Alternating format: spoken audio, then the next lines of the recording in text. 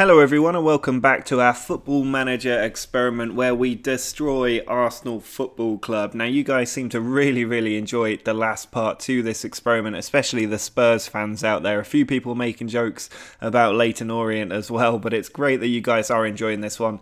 For those that thought that this would be a very predictable experiment, I don't think that's the case. You guys might have that in your mind, but I think Arsenal will bottom out before they hit non-league football. In fact, in this part of the experiment, I am almost certain they will bottom out and start to come back up because they are still a reputable club. They have a stadium that is being expanded and they will just have owners that come out and help the club. If we just have a quick look at their details, they are starting to recover their reputation. Still down there quite a bit, and it's going to be tough for them to come back up. But I think they have the finances, and with this much loan debt, estimated value, and a new board coming in, I think they will start to rebuild the club from the ground up. So today what we're going to go forward, we're going to go forward 1 year in time, then we'll go forward another year in time. I have no intention of changing anything about the experiment at this point. I'm not going to destroy their reputation or anything else anymore, because if I keep doing that, it will see them just drop out the game very quickly. So I'm just going to let this experiment run and see how the game reacts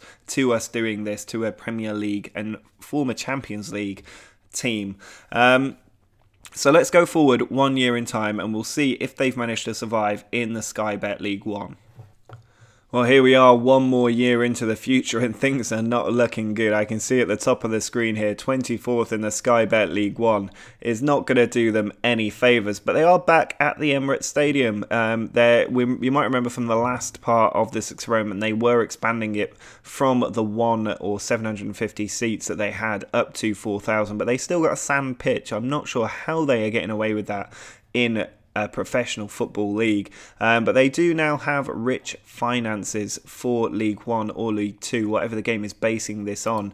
You can see estimated value £52 million, loan debt still £128 million, just the 640 season ticket holders now, but it's definitely a good sign that they are now a rich club. They were predicted to finish bottom and they did just that. If we have a look at their schedule for the senior squad, the friendlies didn't go that badly, but then back in action in the league, a lot of defeats out of the EFL Cup, but then they drew with Wickham. They did manage to get a point on the board. They also managed to beat Stalybridge in the FA Cup first round, and you can see they were starting to get some results here.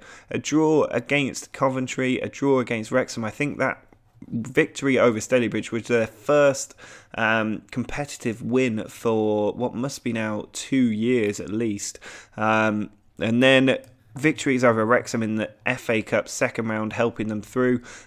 More defeats in the league before beating Burton 1-0. That's their first league win of the season, I believe. Goal there for Alex Simmons, and then they beat Portsmouth 2-1 as well. They unfortunately went out to Peterborough 3-0 in the FA Cup third round, but a 2-1 victory over Portsmouth away from home, a particularly good finish. Their first away victory for a very long time, I think. In fact, I don't think they've ever won an away game since this experiment started in a competitive match. They beat Southend 2-1 as well, so they were getting points on the board. 1-1 with Oxford, 1-0 against Northampton, 1-1 with Peterborough, and ending the season on a 2-game unbeaten run. First time they've done that as well. So 1-1 with AFC Wimbledon and then a 2-0 win over Bradford, but it was not enough for the club. If we just have a look at the stages and the league table for the Sky Bet League 1, you'll see them right at the bottom there, 28 points from safety, but 20 points is a big improvement on 0.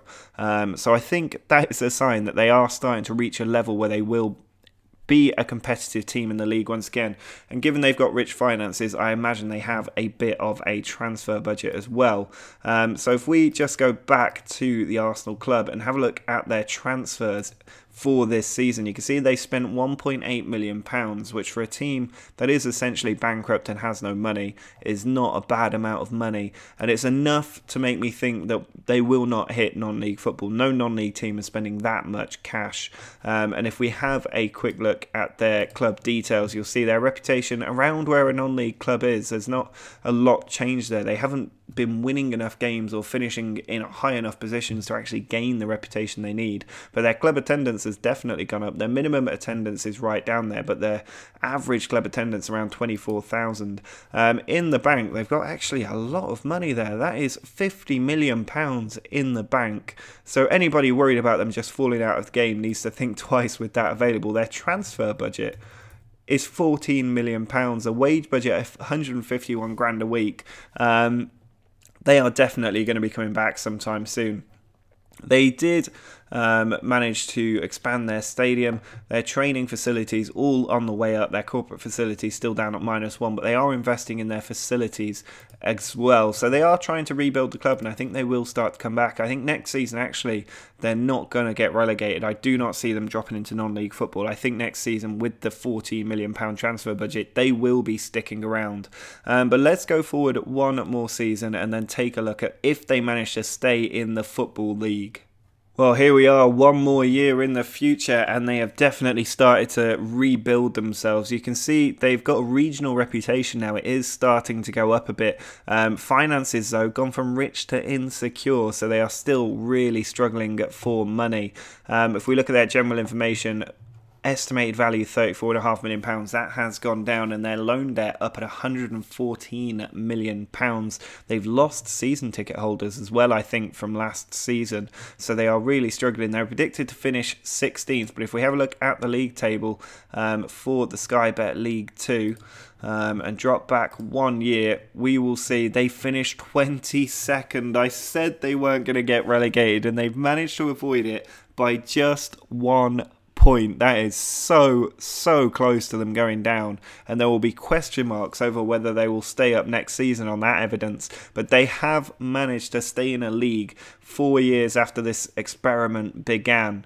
If we have a look, going back to the Arsenal screen at their facilities, just a quick look around, still got the 4,000 seater stadium, still got a sand pitch. I can't believe they're actually allowed to play on a sand pitch. Their senior squad schedule for last season started off really poorly. A win over Oxford in the EFL Cup and a draw with Tranmere, but then 2 defeats, drawing with Stevenage and knocked out of the EFL Cup by Burnley, a 4-0 demolition, but then beating Crawley 3-1. I think that's their biggest competitive win for a long time, before then putting together a lovely run of defeats, 6 defeats on the bounce, 1-1 draw with Cambridge, and then a 3-1 win over Peterborough in the Checkatrade Trophy. Then managing to win in League 2 3-2 over Yeovil. Still really poor performances. They must have brought some players in at some point around here to recover this form. A few draws and then a win over Tranmere.